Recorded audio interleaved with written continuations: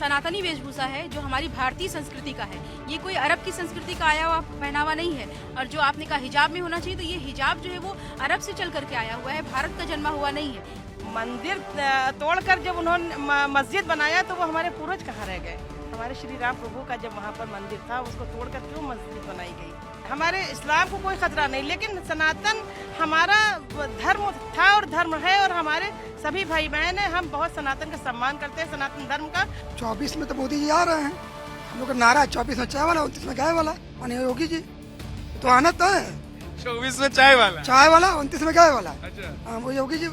ये लोग गलत अफवाह फैला रहे हैं, मुसलमान डर रहे हैं। कोई मुसलमान नहीं डर रहा। मुसलमान सिर्फ अपने अल्लाह से डरता है। दुनिया कोई ताकत आ जाए, कोई भी वक्त का तानाशाह भी आ जाएगा, मुसलमान नहीं डरेगा। हम लम्ही पहुंच गए हैं वाराणसी का ये गांव, मुंशी प्रेमचंद जी का गांव, और यहाँ आज कुछ ऐसे लोगों से मैं आपकी मुलाकात करवाने जा रहा हूँ जो पहले तो राम मंदिर दर्शन करने गए, उसके बाद बनारस आए, काशी में उन्होंने ज्ञानवापी के दर्शन किए हैं।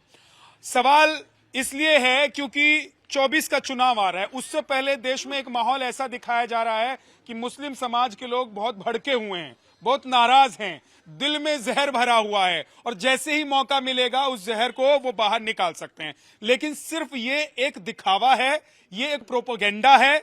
चुनाव से पहले कुछ राजनीतिक पार्टियां, राजनीतिक नेता या फिर कुछ मौलाना या देश के कुछ ऐसे लोग जो नहीं चाहते हैं कि देश में मोदी की सरकार फिर से वापस आए, वो लोग बना रहे हैं।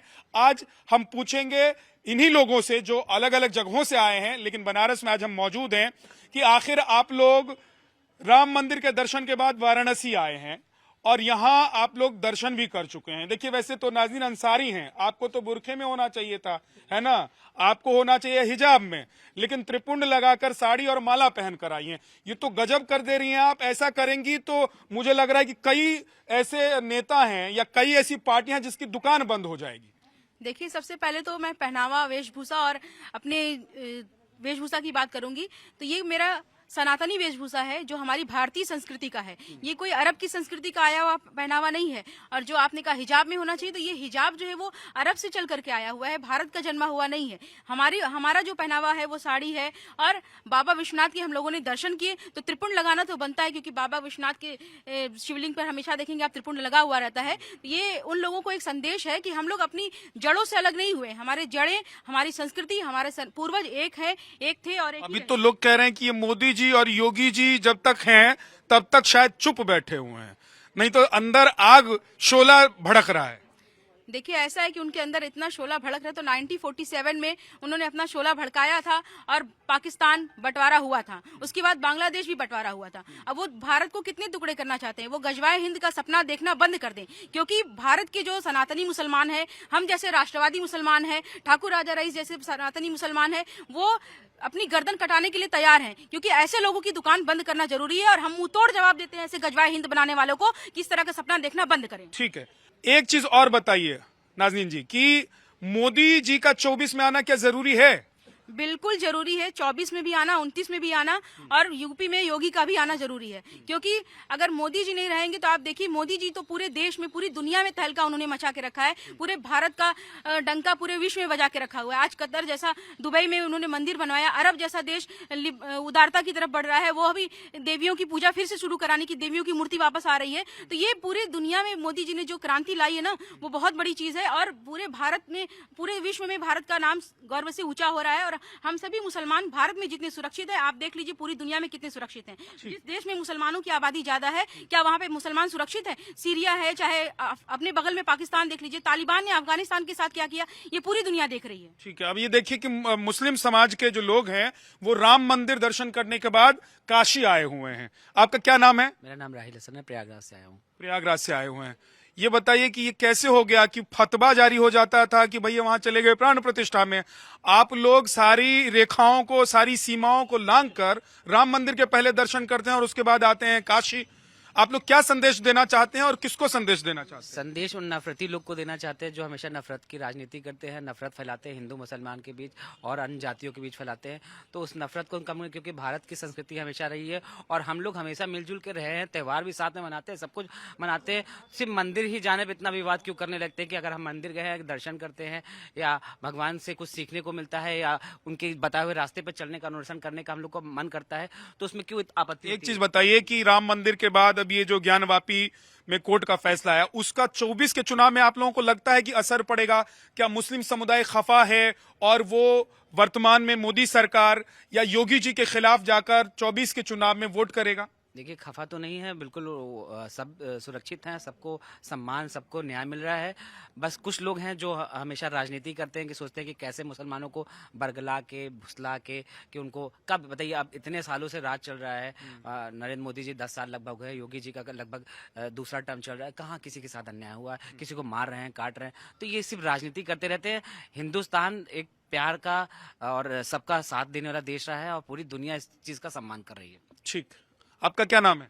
मैं एडवोकेट गुलजार बाराबंकी से आई हूँ। बाराबंकी से आई हैं आप भी? वही राम मंदिर गई होंगी? बिल्कुल सर, मैं और फिर इधर फिर इधर भी आई मैं, काशी में दर्शन कर लिया? बिल्कुल काशी में दर्शन कर लिया। क्या कर रही हैं आप लोग, क्या करना चाहती हैं? इधर देश में कुछ लोग कह रहे हैं कि दंगा, मुसलमानों को पीड़ित, प्रताड़ित, दबाया जा रहा है। आप लोग एकदम सीना चौड़ा करके घूम रही हैं कि राम मंदिर भी जाएंगे और काशी भी जाएंगे और 24 के चुनाव में डंका बजाएंगी क्या आप लोग? जहाँ जहाँ पर हमारे पूर्वज हैं हम वहाँ वहाँ जाएंगे। आपके पूर्वज कौन है? राम जी भी हैं, हम यहाँ काशियाँ हैं, यहाँ हमारे पूर्वज हैं। हमारे जहाँ जहाँ पूर्वज हैं हम जाएंगे वहाँ पर। और हम लोग यही भारत को संदेश देना चाहते हैं कि हम सब जड़ों से जुड़कर काम कर रहे हैं, राष्ट्र के लिए काम कर रहे हैं, अपने पूर्वजों के लिए काम कर रहे हैं। जिसको बुरा लग रहा है वो हम लोगों से बुरा मानता रहे, लेकिन हम लोग ये संदेश देना चाहते हैं कि सब हम एक हैं और एक रहेंगे। आप लोग अब मुगलों को अपना पूर्वज नहीं मानती हैं?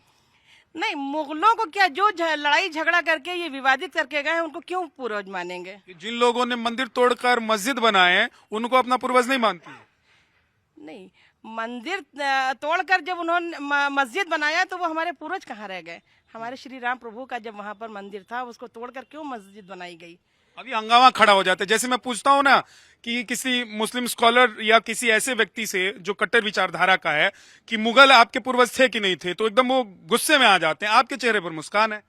नहीं, हम यही तो भारत को संदेश देना चाहते हैं कि हमारे नबी करीम सल्लल्लाहु अलैहि वसल्लम हैं, ठीक है, हमारे इस्लाम को कोई खतरा नहीं, लेकिन सनातन हमारा धर्म था और धर्म है और हमारे सभी भाई बहन हैं। हम बहुत सनातन का सम्मान करते हैं, सनातन धर्म का, और सनातन धर्म ही हम लोगों का था एक वक्त में। मोदी जी और योगी जी से आप लोगों को डर लगता है कि 10 साल में लग रहा है कि जो नहीं हुआ था 70 साल में वो हो रहा है?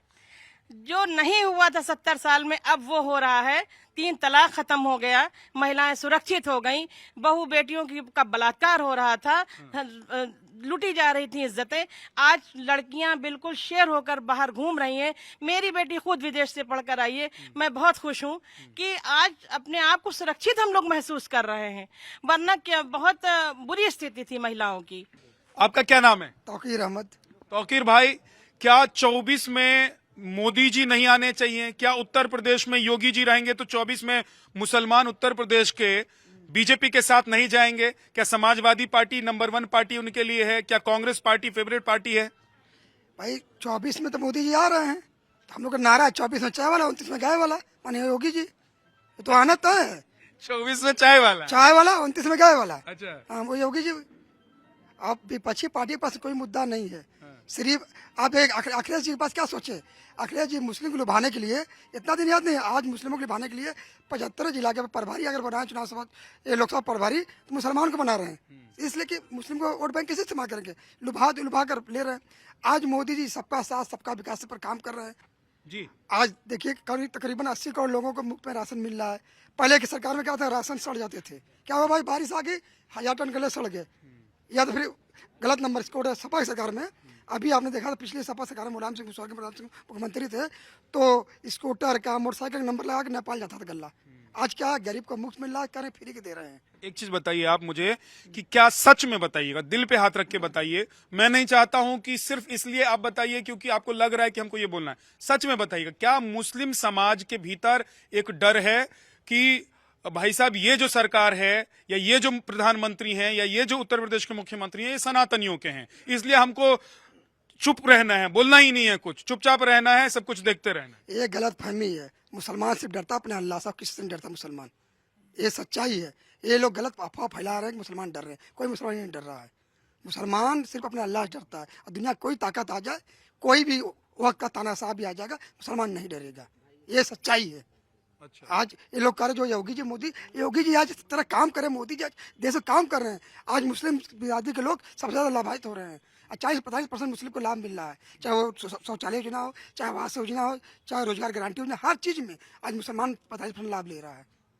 सिर्फ फिर ये जो लोग हैं जो कह रहे हैं कि मुसलमान जो हैं वो उनको कुछ नहीं मिल रहा, भेदभाव हो रहा है, ये मोदी जी और योगी जी की सरकार की वजह से हो रहा है, तो ये कौन लोग हैं? क्या वो मुस्लिम समाज के लोग नहीं हैं? भाई असदुद्दीन ओवैसी अगर कुछ कहते हैं तो वो भी तो मुस्लिम समाज से ही आते हैं। अगर अखिलेश यादव कुछ कह रहे हैं तो वो भी तो ऐसे व्यक्ति हैं जो मुस्लिमों के रहनुमा माने जाते हैं। तो इतना दिन पहले इन लोगों को मुस्लिम प्यार नहीं आया। आज इतना दिन से अगर ओवैसी साहब कितने वोट पाए? विधानसभा चुनाव लड़े 2022 में, कितने वोट पाए? कहीं 400, कहीं 300। मुसलमान उनको पसंद नहीं करता है। मुसलमान जान चुका है कि देश में विकास कौन कर रहा है। मुसलमान 67 सालों से बहुत प्रयोग किया गया वोट बैंक की तरह। आज मुसलमान जान चुका है कि मोदी जी द्वारा जो कार्य हो रहा है सबको मिल रहा है, कहीं भी हो, चाहे सरकारी योजना हो, हर जगह पे मुसलमान को लाभ मिल रहा है। ठीक है। कोई मुसलमान डरा नहीं है। ठीक है, आपका क्या नाम है? मेरा नाम मरियम खान है।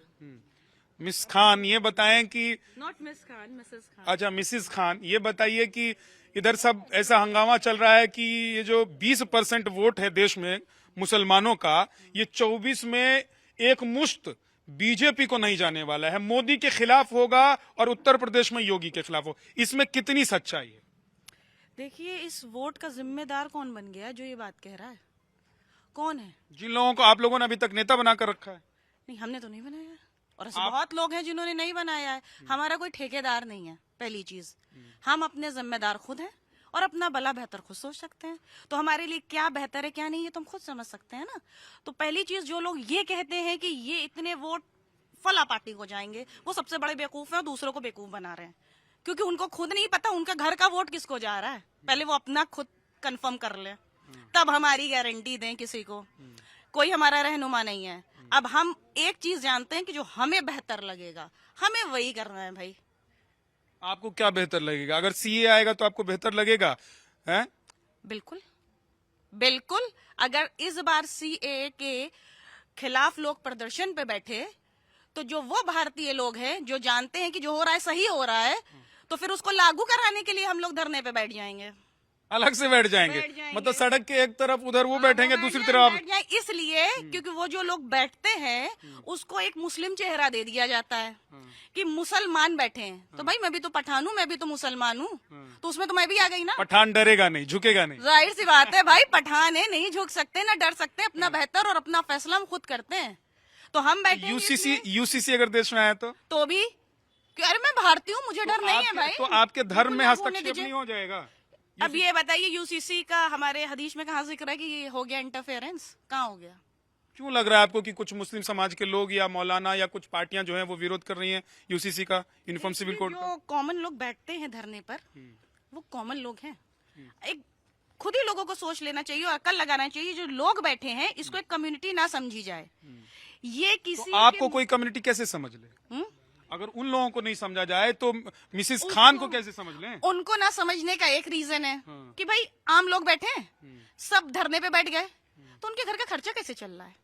क्लियर है, इट मींस कि somebody finance them। कोई तो फाइनेंस कर रहा है, उनके कहने पे वो बैठे हैं। अंग्रेजी भी बोल रही हैं, पढ़ी लिखी महिला है। तो आप ग्रेजुएट हूँ, पोस्ट ग्रेजुएट हूँ। मैं इंग्लैंड से लॉ पढ़ के आई हूँ। देखिए, अब ये इंग्लैंड से लॉ पढ़ के आने वाली मुस्लिम महिला जो है मिसिस खान, वो कह रही हैं कि उधर वो बैठेंगे अगर धरने पर यूसीसी और सीए पर, तो इधर दूसरी तरफ ये लोग भी बैठ जाएंगे।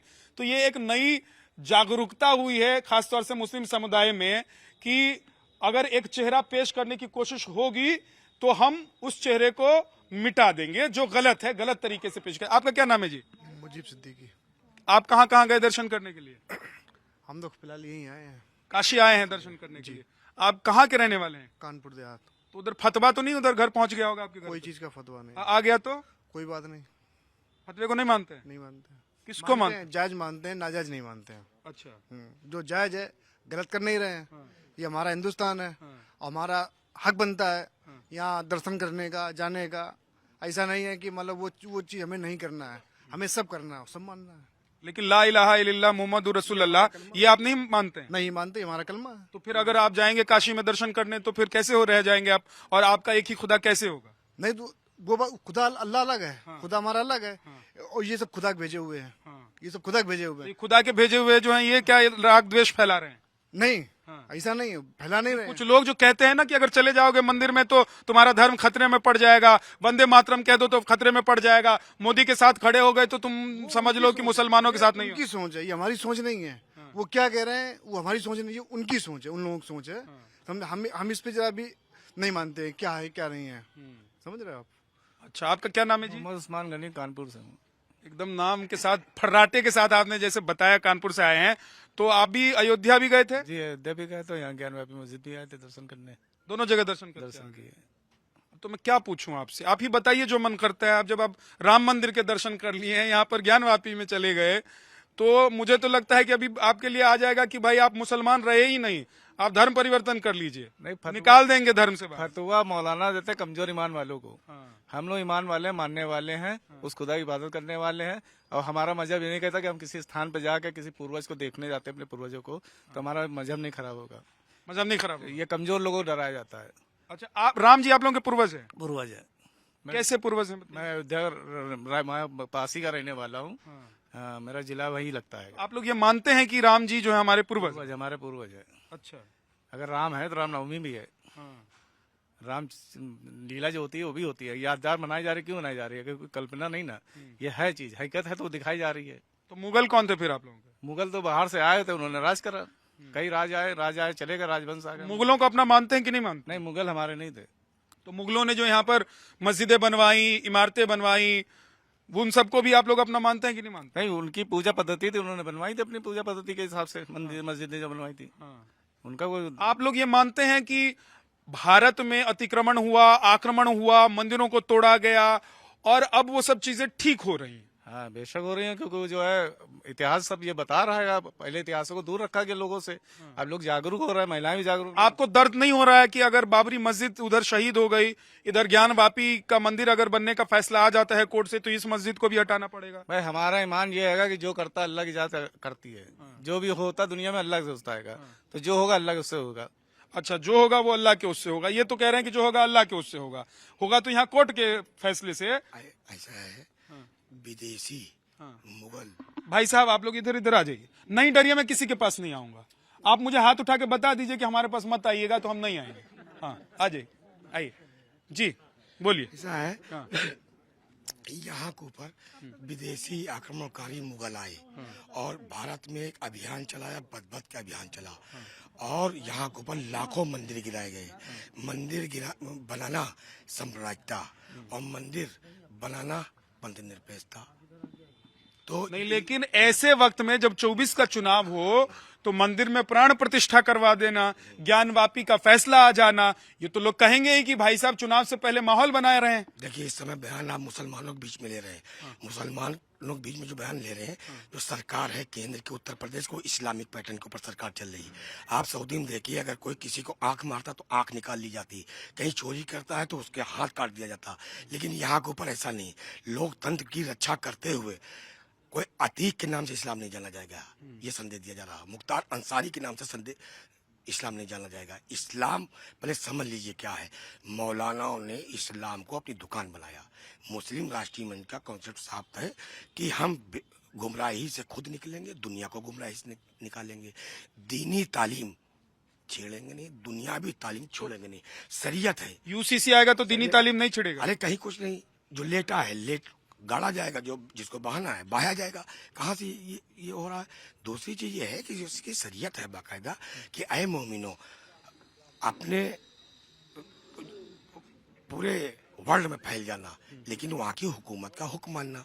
और इसकी शरीयत है कि अपने सिजरे पे मुकम्मल रहना। सिजरा मीन्स गोद। अगर सिजरे में जाएंगे तो भगवान राम, शिव, कृष्ण, यही तो है। सबको हिंदू बना दीजिए। और कैसे हिंदू बना देंगे आप? हम लोग आपको हिंदू तो थे जो मुसलमान है उनको आप लोग भाई, ये जो मुसलमान हैं इनके पूर्वज हिंदू थे। बात समझिए, मुगल आए, सूफी संत आए, अपनी जादूगरी से दिखा करके ये सब हुआ। विदेशी संस्कृति, विदेशी सभ्यता के से, विदेशी अच्छा भाई साहब, एक चीज बताइए मुझे। हाँ। उसकी गुलामी से मुसलमान निकल करके यहाँ खड़ा हुआ है। दूसरी चीज, इस्लाम एक मजहब है, धर्म नहीं। धर्म मात्र एक है, वो है सनातन, उसी से निकले। ऐसी मुस्लिम में सुनिए, ऐसी जो कट्टर विचारधारा वाले मुस्लिम है ना, वो भी कहते हैं कि धर्म एक है, वो है इस्लाम। दुनिया में इस्लाम सबसे ज्यादा फैला क्योंकि सबसे बढ़िया इस्लाम है। ऐसा है। हाँ। महावीर जैन ने अपनी आंख कान खोल करके जो कहा वो जैन धर्म बना। मोहम्मद साहब ने जो कहा वो इस्लाम मजहब बना। गुरु गोविंद जी ने जो कहा इश्क मजहब बना। तो इस सत्य को क्यों नहीं स्वीकार करता? 1441 के पूर्व में इस्लाम नहीं था, लेकिन उसमें नहीं पढ़ते, ये पूरा इतिहास में नहीं पढ़ते हैं। मैं थोड़ा वर्तमान में रहना चाहता हूँ और निकटतम भविष्य जो 1 महीने के भीतर दिखाई दे सकता है उसमें रहता हूँ कि भाई साहब अब ये क्या होगा 24 के चुनाव में। क्या मुसलमान मोदी के खिलाफ हैं, मुस्लिम महिलाएं मोदी के खिलाफ हैं, मुस्लिम पुरुष मोदी के खिलाफ हैं, योगी के खिलाफ हैं? नहीं है। अगर होते तो लखनऊ से पैदल चल करके वहाँ दर्शन करने ना जाते। अच्छा, कैसे खिलाफ है? कोई खिलाफ नहीं है। बाकायदा वोट पहले भी पड़ा था, आज भी पड़ेगा, कल भी पड़ेगा, पड़ता रहेगा। जी आप कुछ कहना चाहते हैं? आपने देखा कि 2017 से पहले और 2014 से पहले आपने देखा हमेशा देश में आता था क्या कि दंगे हो रहे हैं। अगर होली दीपावली एक साथ पड़ रही है, ईद पड़ रहा है, होली पड़ रही है तो दंगे हो जाएंगे। आज आप देख रहे हैं कहीं दंगा नाम नहीं है। जब से उत्तर प्रदेश 7 साल हो गया योगी जी आए, कहीं भी दंगा नहीं। पिछले सरकार में क्या था, दंगे का रात दिन पेपर खोले तो यहाँ दंगा के। आज सुरक्षित यहाँ पे लोग हैं। आज पूरे वर्ल्ड से ज्यादा हिंदुस्तान में सबसे ज्यादा सुरक्षित मुसलमान आज है। आपका क्या नाम है? शमशाद दुर्गावती। ये कह रहे हैं मुसलमान सबसे ज्यादा सुरक्षित हैं। उधर कुछ लोग ऐसा भी कह रहे हैं कि मुसलमानों के यहाँ ही सबसे ज्यादा बुलडोजर चल रहा है। तो मुसलमान क्यों जाएगा बीजेपी के साथ या मोदी जी के साथ क्यों जाए? देखिए, जो भी लोग कह रहे हैं कि मुसलमान के ऊपर बुलडोजर चलाएं, ये गलत है। क्योंकि मोदी जी जो भी हमारे लिए अभी काम कर रहे हैं, बहुत अच्छा काम कर रहे हैं। और मोदी जी मीन्स ही मेरा कहने का मतलब ये है कि management of development India. Modi ji का मतलब है जी, मैनेजमेंट ऑफ डेवलपमेंट इंडिया। अच्छा ठीक है, ये मोदी जी का आपने पूरा पूरा ये किया है। ये कर दिया। हाँ, मैंने किया है। लेकिन बहुत सारे लोग तो कह रहे हैं कि भाई मोदी जी हैं तो ठीक नहीं चल रहा है मामला। यहाँ बड़ा भेदभाव हो गया है। 10 साल में मुसलमान दब गए हैं, पिछड़ गए हैं, रोजगार नहीं मिल रहा है, काम नहीं मिल रहा है।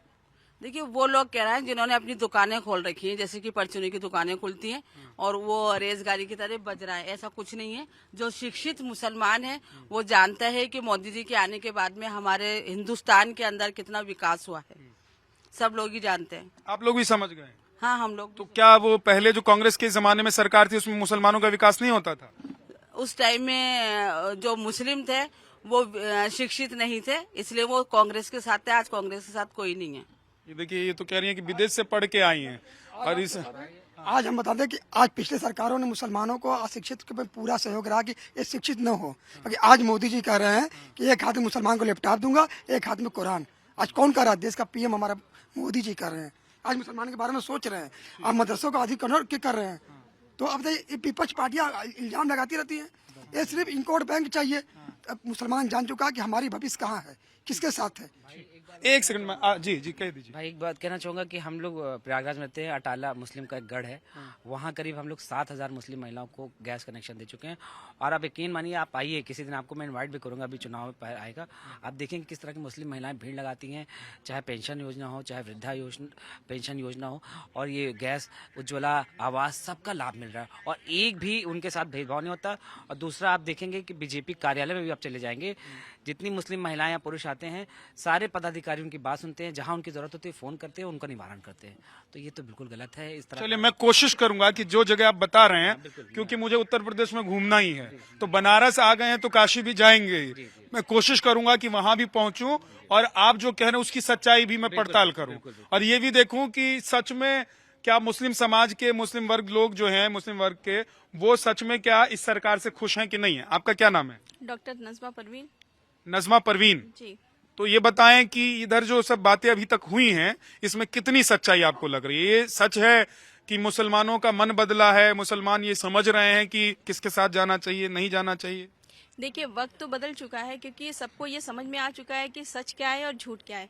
और जो लोग नफरत की राजनीति कर रहे हैं उनके ऊपर से भी पर्दाफाश हो चुका है कि लोग अभी तक सिर्फ वोट बैंक की राजनीति कर रहे थे हिंदू और मुसलमान के नाम पर, और अपने अपने वोट सिर्फ बांट रहे थे। तो अब उन लोग की दुकानें बंद हो चली हैं और ये लोग खुद डरे हुए हैं कि इनको कौन चुनेगा और ये वापस सत्ता में आएंगे कि नहीं आएंगे। लेकिन अब उनको भी ये सारे भाई जो बहनें हमारे यहाँ पे अभी आप लोगों आपके चैनल के माध्यम से इन्होंने जो भी संदेश दिया एकता और भाईचारे का, वो काफी सराहनीय है। और ये अभी इसकी ये तस्वीर जागती हुई है कि भारत का हर एक मुसलमान जाग चुका है और वो ये चाहता है कि भारत तरक्की करे और सारे लोग एक दूसरे से कंधा मिला करके चले, और ये जो नफरत की राजनीति करने वाले हैं उनको खत्म किया जाए और सारे लोग फिर से एक हो जाए। जी, क्या कुछ कहना है? जी, हम ये कह रहे हैं मोदी जी ने 14 से 24 तक की कभी जो है आवाम को कहा तो 1,25,1,25 जनता बताया होगा, कभी ये नहीं कहा होगा कि इतने मुसलमान इतने हिंदू। ये अखिलेश की सरकार रही है, बसपा की सरकार रही, इन्होंने जातिवाद में बांट के मुसलमानों को रखा था। ये अपने यहाँ के 2 मुसलमान मुख्तार अंसारी और आजम खान को तो संभाल नहीं पाए थे और चले हैं कितने 80 करोड़ के मुसलमानों। इस बार तो इन्होंने फिर से मुख्तार अंसारी के परिवार को टिकट दिया है।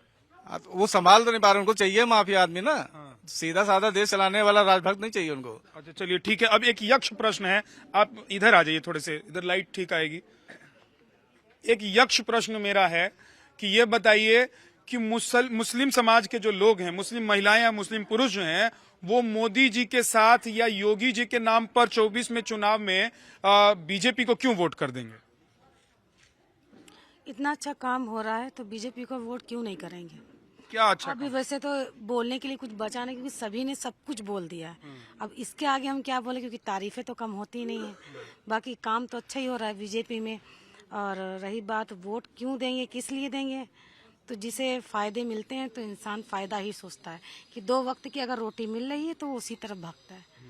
वो नफा नुकसान नहीं दे, वो देखता है कि हमारे परिवार को 2 रोटी किधर से मिल रही है, उधर जाता है। आपने जो बांधा हुआ है सर पर, इसको क्या कहते हैं? इसे हिजाब कहते हैं। हिजाब कहते हैं। अभी हिजाब को लेकर इतना बवाल काट दिया गया कि स्कूल में जाएंगे तो हिजाब पहनकर ही जाएंगे, कॉलेज में जाएंगे तो हिजाब पहनकर ही जाएंगे।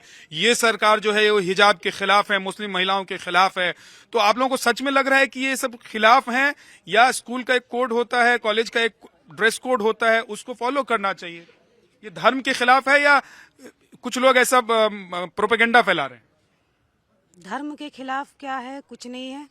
जो आप ये कह रहे हैं कि हिजाब के ऊपर विवाद फैला, देखिए ये हिजाब हमारे इस्लाम ने हुक्म दिया है हिजाब करने का, तो हम इस्लाम की जितनी बेटियां हैं तो इस हिजाब को करना बंद नहीं करेंगे। स्कूल का कोड है, अच्छी बात है, लेकिन स्कूल को अगर हम हिंदुस्तान में हैं तो हिंदुस्तान में ये कोड भी लागू होना चाहिए हिजाब लगाने का।